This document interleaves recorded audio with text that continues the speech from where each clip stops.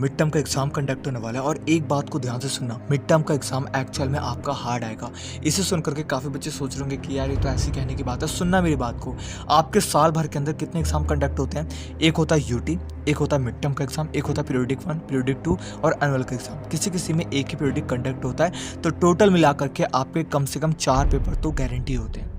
But आपके annual का exam सबसे ज़्यादा इजी एग्जाम होता है as compare to mid term के एग्जाम। पीरियोडिक भी इजी कर देते हैं बट मिड टर्म का एग्जाम सबसे ज़्यादा हार्ड होता है। कैसे, मैं बताता हूँ। एनुअल का एग्जाम अगर आपका 50% है तो मिड टर्म का एग्जाम कम से कम आपका 150% हार्ड बनाया जाता है, क्योंकि आप एनुअल के अंदर अच्छा स्कोर कर पाओ। क्योंकि बच्चा अगर यहीं पे, जैसे अगर इसको 50% के हिसाब से बना दिया और बच्चों की इसी में 10 नंबर, 20 नंबर, 5 नंबर ऐसे आ रहे हैं, तो ये एग्जाम में क्या फोड़ेंगे? फेल होंगे, गारंटी से फेल होंगे।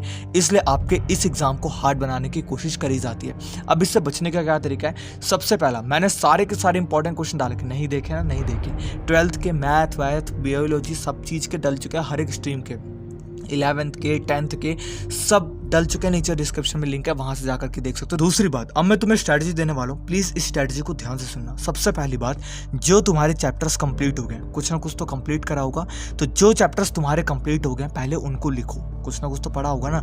इसके बाद जो मैंने तुम्हें इंपॉर्टेंट टॉपिक्स बताए, इंपॉर्टेंट क्वेश्चन बताए, जो प्लेलिस्ट बताई है, वहां से वो सारे के सारे इंपॉर्टेंट टॉपिक और क्वेश्चन को निकालो, इन चैप्टर्स में स्टार कर लो, 5 स्टार कर लेना उन टॉपिक्स को। और उसके बाद जो सबसे इंपॉर्टेंट चीज है, 1 शॉर्ट वीडियो प्लीज।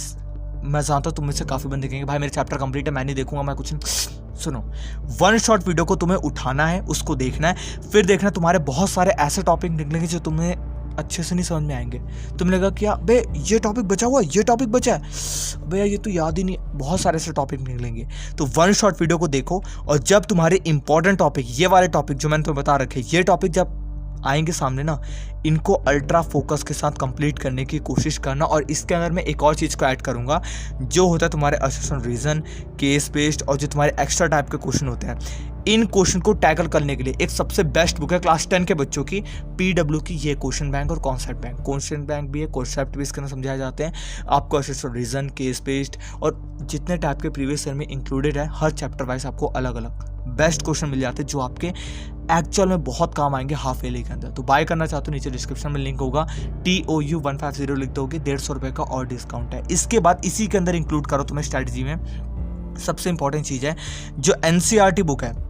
जब तुम NCERT पढ़ रहे होते ना, उसके अंदर सबसे बड़ी गलती तुम एक चीज़ करते हो कि तुम NCERT को ना, जो बीच में इंटेक्स्ट होता है उसको इग्नोर करने की कोशिश करते हो। प्लीज़ मेरी बात मानना, NCERT के जो बीच के इंटेक्स्ट हैं उसको लेकर के भी मैंने तुम्हें इंपॉर्टेंट टॉपिक्स बता रखे, क्वेश्चन को टिक करा रखा है, उन क्वेश्चन को कर लेना। और NCERT के कितनी भी हार्ड लैंग्वेज हो, ये चीज़ क्या याद रखा, जितनी भी हार्ड लैंग्वेज हो, एक बारी 1 शॉट से कंप्लीट करने के बाद NCERT को पढ़ना, ज़रूर पढ़ना, ये बहुत इंपॉर्टेंट है। अगर तुमने इतना किया, मैं गारंटी के साथ कहूँ भाई, फोड़ के नहीं फाड़ करके आओगे।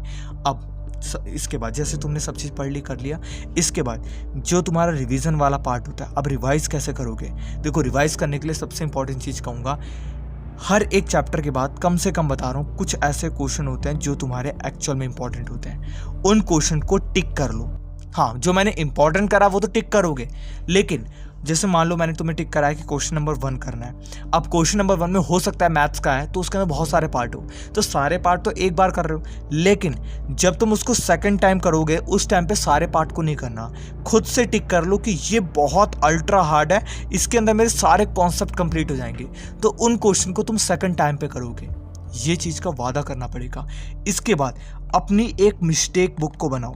अभी मिस्टेक बुक क्या होती है? मिस्टेक बुक वो बुक होती है, बुक नहीं है, एक्चुअल बता दूं आपको, जब आप लोग पढ़ रहे होगे ना, जब आप लोग पढ़ रहे होगे या जब आप लोग क्वेश्चन को सॉल्व कर रहे होगे, खुद से बैठ करके सेल्फ स्टडी कर रहे होगे, उस टाइम पे बहुत सारे ऐसे क्वेश्चन होते हैं जो तुमसे नहीं होते, तुम्हें नहीं समझ में आ रहे होते।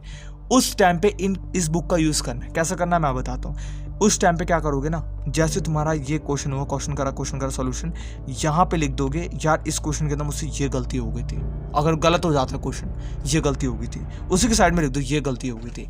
जिससे क्या होगा, जब तुम उसको वापस से रिवाइज करोगे ना, देख के साफ सुथरा लिखना, नहीं तो पता नहीं चलता कि क्या गलती थी, क्या होता। तो साफ सुथरा लिखोगे तो अगली बार जब किताब को उठाओगे उसका पता चलेगा अच्छा ये गलती थी, अब ये गलती वापस से नहीं होगी। अगर वो गलती वापस से नहीं होगी तो वो क्वेश्चन राइट होगा तो पेपर के अंदर 80 में से 80 तुम्हारे आ जाएंगे, ये बात की गारंटी है। तो इस बात को समझ रहे हो तुम कि कितनी इंपॉर्टेंट चीज़ मैं तुम्हें बता रहा हूँ कि तुम्हें ये चीज़ को करना है अपनी बुक के अंदर, जो कि काफ़ी ज़्यादा इंपॉर्टेंट है। अब इसके बाद कुछ नहीं करना, इसके बाद सिर्फ रिवाइज करो, कंसिस्टेंसी बनाए रखो। इंपॉर्टेंट चैप्टर्स कौन से हैं, इंपॉर्टेंट क्या क्या तुम कर सकते हो, अगर तुम्हें ऐसा कुछ चाहिए तो नीचे कमेंट बॉक्स में कमेंट करो, मैं तुम्हारे लिए गारंटी लेकर के आऊँगा और जल्दी लेकर के आऊँगा।